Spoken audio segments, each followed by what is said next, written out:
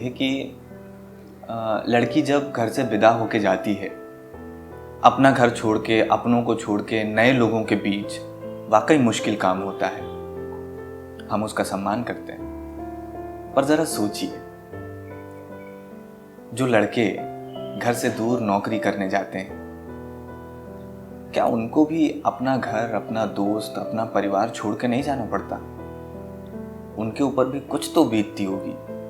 मैंने सोचा उस ख्याल को क्यों ना कुछ शब्दों के माध्यम से आप तक पहुंचाऊं। तो ये कुछ लाइनें हैं, वो हम पढ़ते हैं आज।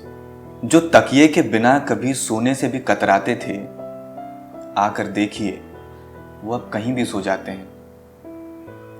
खाने में 100 नखरे करने वाले अब कुछ भी खा लेते हैं।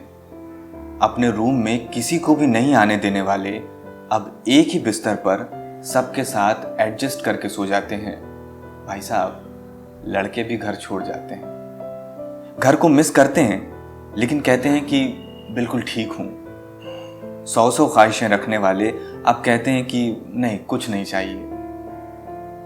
पैसे कमाने की जरूरत में वो घर से अजनबी हो जाते हैं, लड़के भी घर छोड़ जाते हैं। बना बनाया खाने वाले अब वो खाना खुद बनाते हैं। माँ, बहन, बीवी का बनाया अब वो कहाँ खा पाते हैं। कभी थके हारे होते हैं तो भी वैसे ही सो जाते हैं, क्योंकि बेटे भी घर छोड़ जाते हैं। मोहल्ले की गलियां, जाने पहचाने रास्ते, जहां दौड़ा करते थे अपनों के वास्ते, माँ बाप का प्यार, यार, दोस्त सब पीछे छूट जाते हैं। तन्हाई में करके याद लड़के भी आंसू बहाते हैं, क्योंकि बेटे भी घर छोड़ जाते हैं।